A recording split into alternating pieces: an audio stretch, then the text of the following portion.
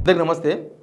సర్పంచ్ దగ్గర నుంచి ముఖ్యమంత్రి వరకు ఎమ్మెల్యేలు కావచ్చు, మినిస్టర్స్ కావచ్చు, మిగతా వాళ్ళు ఎవరైనా కావచ్చు, ప్రమాణ స్వీకారం ఏమని చేస్తారు? రాగద్వేషాలకు అతీతంగా సొంత వాళ్లకు లబ్ధి చేకూర్చకుండా, ప్రభుత్వ సమాచారాన్ని వేరే వాళ్ళకి షేర్ చేయకుండా ప్రజల కోసం పనిచేస్తామని వాళ్ళు ప్రమాణం చేస్తారు. కానీ నిన్న ప్రభుత్వం నుంచి ఒక జీవో వచ్చింది. పొంగులేటి శ్రీనివాసరెడ్డి రిలేటెడ్ కంపెనీ రాఘవ కన్స్ట్రక్షన్స్కి 1900 కోట్ల రూపాయలు, దగ్గర 1906 కోట్ల రూపాయల ప్రాజెక్టు అప్పగించారు. దాని వెనుక చాలా కథ జరిగినట్టుగా వాళ్ళు ఇచ్చిన జీవోలోనే కనిపిస్తుంది. అసలు ఇప్పుడు పొంగులేటి శ్రీనివాసరెడ్డికి అవకాశం వస్తే ఆయన కంపెనీని కాపాడుకునే ప్రయత్నం చేస్తాడా, ప్రభుత్వం వైపు ప్రజల వైపు మాట్లాడతాడా? దీనివల్ల ప్రజలకు వచ్చే నష్టం ఏందో చెప్తా నేను. కాంట్రాక్ట్ ఎవరో చేస్తారు, కానీ మంత్రులే కాంట్రాక్టర్లు అయితే, వాళ్ళే కాంట్రాక్టులు చేస్తే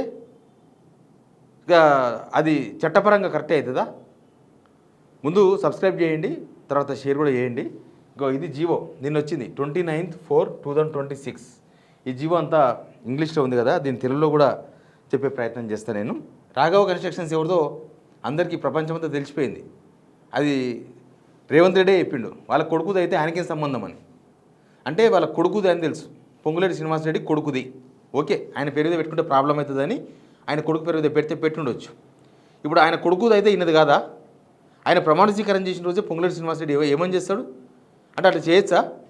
వాళ్ళ కుటుంబ సభ్యులకు లబ్ధి చేకూర్చొచ్చా?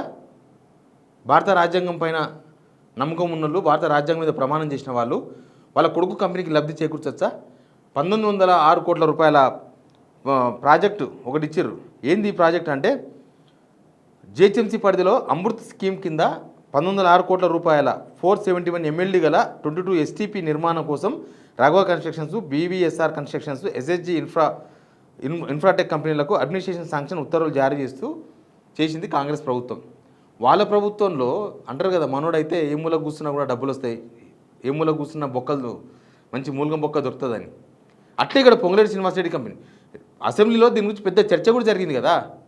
వాళ్ళు ఇల్లీగల్గా మైనింగ్, కొత్త వాళ్ళు కూడా ఇల్లీగల్గా పర్మిషన్ లేకుండా, ఎంత దౌర్జన్యం అసలు! ఏ పర్మిషన్స్ లేకుండా, ఒక్క డిపార్ట్మెంట్, రెవెన్యూ వాళ్ళది కానీ, పొల్యూషన్ వాళ్ళది కానీ, ఎవ్వరి పర్మిషన్ లేకుండా నెలల తరబడి అక్కడ మైనింగ్ చేసిండు రాఘవ కన్స్ట్రక్షన్స్. చూసారు కదా, దాని గురించి పెద్ద గొడవ కూడా జరిగింది. మళ్ళీ ఇప్పుడు రాఘవ కన్స్ట్రక్షన్స్కి ఇచ్చిండ్రు. యాక్చువల్గా ఈ టెండర్ దక్కింది వేరే వాళ్ళకి. ఈ ప్రాజెక్టు, ఈ పన్ను ఎనికి సీవరేజ్ కదా, మొత్తం ఈ మోరీలు అవి ఎనికే HMWS కింద ఉంటాయి, వాటర్ వర్క్స్ కింద ఉంటాయి. వీళ్ళకు యాక్చువల్గా ఎక్స్పీరియన్స్ లేదు. రాఘవ కన్స్ట్రక్షన్స్ కంపెనీ కన్స్ట్రక్షన్స్ చేస్తారు తప్ప ఈ మోరీలు చేసే ఎక్స్పీరియన్స్ లేదు. లేకపోయేసరికి ఏం చేసిండ్రు, BVSR కన్స్ట్రక్షన్స్ ప్రైవేట్ లిమిటెడ్ అనేది ఎవరిదో, ఇది కూడా వాళ్ళదే ఉండొచ్చు, వాళ్ళదే ఎక్స్పీరియన్స్ ఉన్న పర్సన్ ఎవరిదో ఒకటి వాళ్ళకి సంబంధించింది. ఈ BVSR కన్స్ట్రక్షన్స్ కంపెనీకి 51%, రాఘవ కన్స్ట్రక్షన్స్కు 26% పెట్టిండ్రు. అంటే BVSR కన్స్ట్రక్షన్ ముందలు పెట్టి ఈ టెండర్ దొబ్బిర్రు. ఈ టెండర్ వచ్చింది వాళ్ళకి. ఈ టెండర్ వచ్చిన తర్వాత నెక్స్ట్ మినిట్ ఏం చేసిండ్రు, ఇప్పుడు మొత్తం ఉల్టాపల్టా అయింది. టెండర్ దశలో 23% మైనర్ పార్ట్నర్గా ఉన్న రాఘవ కన్స్ట్రక్షన్స్ 26 కాదండి, 23 51% పార్ట్నర్గా ఎదిగింది టెండర్ రాగానే. ఇది గవర్నమెంట్ సవరిస్తూ జీవో ఇచ్చింది. టెక్నికల్ అర్హత టెండర్ సాధించిన BVSR 51% నుంచి 26% తగ్గించబడ్డది. ఇదే కుట్ర. ఈయన కంపెనీకి అర్హత లేదు టెక్నికల్గా, వేరే కంపెనీకి అర్హత ఉంది. ముందు ఆ కంపెనీని పెట్టి వాళ్ళ దానిలో ఈయన జస్ట్ షేర్ 23% పెట్టుకొని వాళ్ళనే టెక్నికల్గా వాళ్ళే చేస్తారు, వాళ్ళే మొత్తం అని చెప్పి వాళ్ళే చూపించి, టెండర్ వచ్చిన తర్వాత వాళ్ళదే ప్రభుత్వం కాబట్టి వాళ్ళే టెండర్ మార్చుకొని వీళ్ళు గవర్నమెంట్ ఒప్పుకున్నట్టుగా ఈ జీవో ఇచ్చారు. ఇప్పుడు ఏమైంది, రాఘవ కన్స్ట్రక్షన్స్కు 51% వచ్చింది. ఇప్పుడు ఏదైతే ముందల పెట్టి టెండర్ కొట్టినరో BVSR అనే కంపెనీ, ఆ కంపెనీ 26%కు తగ్గించబడ్డదంట. ఇది అధికారిక జీవో ఇచ్చింది ప్రభుత్వం. అంటే టెండర్ గెలిచేందుకు ఉపయోగించిన అర్హతలు, టెండర్ రావాలంటే ఆ అర్హతలు ఉండాలి, టెక్నికల్గా అర్హతలు ఉండాలి కదా. BVSRవి ఆ కంపెనీ పెట్టి టెండర్లు కొట్టిండ్రు. తర్వాత ప్రాజెక్టు అమలు చేసే అధికారం మాత్రం మంత్రి కుమారుడి కంపెనీకి అప్పగించిండ్రు. మంత్రి కుమారుడు అంటే మంత్రికి సంబంధం లేదని చెప్పుకోవాలా మనం? మన ఇళ్లలో మన కొడుకులు చేసేదో, మన బిడ్డలు చేసే వ్యాపారం మనకు సంబంధం ఉండదా? లీగల్ వ్యాపారం అయితే ఉంటుంది. అలా రాఘవ కన్స్ట్రక్షన్స్ ఈ ప్రభుత్వం వచ్చినాకనే మనకు రాఘవ కన్స్ట్రక్షన్ టవర్స్ అవి కనిపిస్తున్నాయి అక్కడక్కడ, గచ్చిబౌలి ఏరియాకి పోతే ఎక్కడ చూసినా వాళ్ళే ప్రాజెక్టులు. ఇప్పుడు నారాయణపేట కోడంగల్ ప్రాజెక్టు మెగా కృష్ణారెడ్డికి, తర్వాత పొంగులేటి శ్రీనివాసరెడ్డి వాళ్ళ కంపెనీకి రాఘవ కన్స్ట్రక్షన్స్కి ఇచ్చారు. మేడారం చూసిన కదా, 200 కోట్ల రూపాయలు పెట్టి కడితే మొత్తం శిలలు ఎక్కడెక్కడ ఇరిగిపోయి పడితే ఒక పిలానికి కాలు కొట్టేసినారు. అక్కడ ఉండే పూజారి కొడుకుకు కాలు కొట్టేసిండు డాక్టర్ దగ్గర తీసుకపోతే 200 కోట్లు కడితే 2 నెలలు కూడా లేదు. మరి ఎవరు కట్టినరు? వీళ్ళే కట్టుకున్నారు.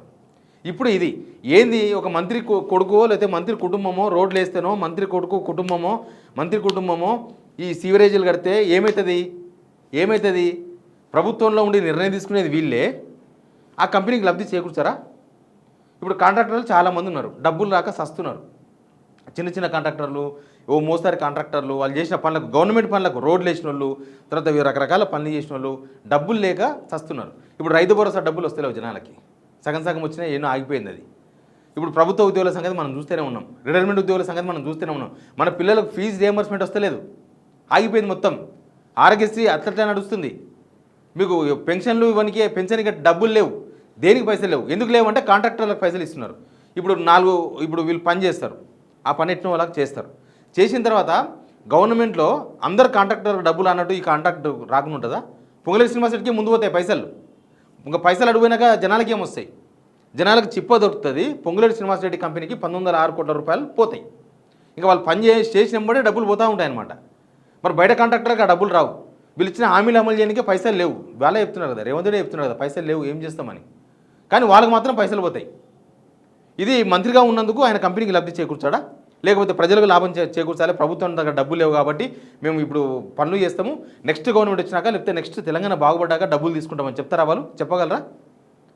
చెప్పలేరు. ఎందుకు చెప్పలేరు అంటే వాళ్ళ కంపెనీ ఈ గవర్నమెంట్ ఉన్నాగానే మొత్తం కొలగొట్టాలి. మీకు గుర్తులేదా 2023 నవంబర్ ఈ ఎలక్షన్ కన్నా ముందు రైతు బంధు పైసలు ఎక్కడ పోయినాయి? రైతు బంధు పైసలను కాంగ్రెసే ఎలక్షన్ కమిషన్ కంప్లైంట్ చేసి ఆపిన తర్వాత ఎలక్షన్ అయిపోయినాక ఇస్తాననుకుంటే ఏమైంది? 2000 కోట్ల రూపాయలు డైరెక్ట్గా పొంగులేటి శ్రీనివాసరెడ్డి కంపెనీకి పోయినాయి. ఎందుకు పోయినాయి అంటే అంతకుముందు గవర్నమెంట్లో చేసిన పనులు ఉన్నాయంట, ఆ డబ్బులు మొత్తం కొట్టేసారు. రైతు బంధు ఆపి పొంగులేటి శ్రీనివాసరెడ్డి కంపెనీకి డబ్బులు కొట్టారు. ఏమర్థమైంది? వీళ్ళకి జనాలకి ఇవ్వాల్సిన దానికన్నా మంత్రి గారి కంపెనీ ఇంపార్టెంట్ అవుతుంది. ఎవరైనా కదా, జనాలకి ఏమి ఇస్తే ఏమి చేయకపోతే పొంగులేటి శ్రీనివాసరెడ్డికి ఎందుకు, రేవంత్ రెడ్డికి ఎందుకు? అదే పొంగులేటి శ్రీనివాసరెడ్డికి ఇస్తే కమిషన్ వస్తుంది అఫీషియల్గా, ఎవరికి ఇచ్చిన వాళ్ళకి ఎవరికి వస్తుందో, ప్లస్ పొంగులేటి శ్రీనివాసరెడ్డికి లాభం వస్తుంది. అవి తీసుకొచ్చి మళ్ళీ అక్కడ ఇక్కడ పెట్టుబడులు పెట్టవచ్చు, అక్కడ ఇక్కడ మీటింగ్లు పెట్టవచ్చు, రాహుల్ గాంధీకి పంపించవచ్చు, లేకపోతే ఇంకేమైనా చేయొచ్చు. పొంగులేటి శ్రీనివాసరెడ్డికి డబ్బులు బాగా వస్తే వాళ్ళ పార్టీకి ఉపయోగపడతాయి, లేకపోతే వాళ్ళ రాహుల్ గాంధీకి ఉపయోగపడతాయి, వాళ్ళకు ఉపయోగపడతాయి, వాళ్ళు ఏదో బిజినెస్ చేసుకోనికి. మొత్తం చాలామంది, నాట్ ఓన్లీ పొంగులేటి శ్రీనివాసరెడ్డి, చాలామంది మంత్రుల కుటుంబ సభ్యులు లేకపోతే ముఖ్యమంత్రి గారి కుటుంబ సభ్యులు ఏం చేస్తున్నారు? ఎక్కడో ఒక గ్రీన్ ఫీల్డ్ హైవే వస్తుందంటే, రోడ్ వస్తుందంటే దాని చుట్టుపక్కల మొత్తం అసైన్ భూములను రైతులను బెదిరించో, రైతులకు ఏదో ఒకటి చేసి ఎకరకు 2 లక్షలు 3 లక్షలు 10 లక్షలు ఇచ్చి ఆ భూములు రాపించుకుంటున్నారు. ఎక్కడనో ప్రాబ్లం గవర్నమెంట్ దగ్గర ప్రాబ్లం ఉన్న భూములు ఉంటే మేము ప్రాబ్లం సాల్వ్ చేసుకుంటామని అక్కడ బెదిరించి క్లోజ్ చేస్తున్నారు. వాల్యుబుల్ భూములు మొత్తం కదే చేస్తున్నారు కదా, క్విట్ ప్రోకో జరుగుతలేదా? ఇక ఈ గవర్నమెంట్ ప్రజల కోసం వచ్చిందా, లేకపోతే వాళ్ళు డబ్బులు సంపాదించుకోనికి వచ్చిందా? వాళ్ళు డబ్బులు, వాళ్ళ కుటుంబ సభ్యులు, వాళ్ళ కొడుకులు, వాళ్ళ బిడ్డలు మంచి బిజినెస్ పెట్టుకొని డబ్బులు సంపాదించుకోనికి వచ్చిందా? ఏమని అర్థం చేసుకోవాలి? ఇది ఒక్కటి చాలు. వీళ్ళు చెప్పిన దానికి చేసిన దానికి ఎక్కడ సంబంధం లేదు. ఇది మంత్రి గారి కొడుకు కంపెనీ కాకపోతే, టెక్నికల్గా వీళ్ళకు సౌండ్ లేకపోతే, అంటే టెక్నికల్గా వీళ్ళ దగ్గర చేసే క్వాలిఫికేషన్ లేకపోయినా వేరే కంపెనీకి వచ్చిన టెండర్ని వీళ్ళ కంపెనీకి మారుస్తూ, వీళ్ళ కంపెనీకి పార్ట్నర్షిప్ మారుస్తూ హెచ్ఎన్డబ్ల్యూఎస్ గవర్నమెంట్ ఎందుకు జీవో ఇచ్చింది? ఇదే కదా వాళ్ళ కంపెనీకి లబ్ధి చేకూర్చేది. పొంగులేటి కంపెనీకి డైరెక్ట్గా గవర్నమెంట్ లాభం చేకూర్చే ప్రయత్నం చేసింది. లాభం చేకూర్చే ప్రయత్నం కాదు, లాభమే చేకూరుస్తుంది. ఇక ఇట్లా మొత్తము ట్యాక్సులు కడుతున్న డబ్బులు మన దగ్గర, గవర్నమెంట్ ఎక్కడ డబ్బులు? ఏమో రేవంత్ రెడ్డి డబ్బులా, లేకపోతే పొంగులేటి శ్రీనివాసరెడ్డి డబ్బులా? అవి మనం ట్యాక్సులు కట్టే డబ్బులు, మనం రకరకాల రూపాయలు కట్టే డబ్బులు, అందరం కడతాం ట్యాక్సులు. చిన్న బనుగోని కూడా దాని మీద ట్యాక్స్ కడతాం మనకు తెలియదు, దానిలో ట్యాక్స్ కలిసే ఉంటుంది. ఇప్పుడు అవన్నీ ఎక్కడ పోతున్నాయి? ఇండైరెక్ట్గా డైరెక్ట్గా అధికార పార్టీ మెంబర్లకు పోతున్నాయి, మంత్రులకు పోతున్నాయి, మంత్రుల కుటుంబ సభ్యులకు పోతున్నాయి, ఎమ్మెల్యేలకు పోతున్నాయి, వాళ్ళకు పోతున్నాయి. ఇంకా ఇంత డైరెక్ట్గా ఓపెన్గా చేసిన ప్రభుత్వం ఇదే. చట్టపరంగా నిలవదు ఎవరన్నా కోర్టుకు పోతే. కానీ ఇంత పెద్ద మోసం జరిగింది తెలంగాణ ప్రజలకు అనేది ఇది ఒక్కటి చూస్తే మనకు అర్థమవుతుంది. Please subscribe.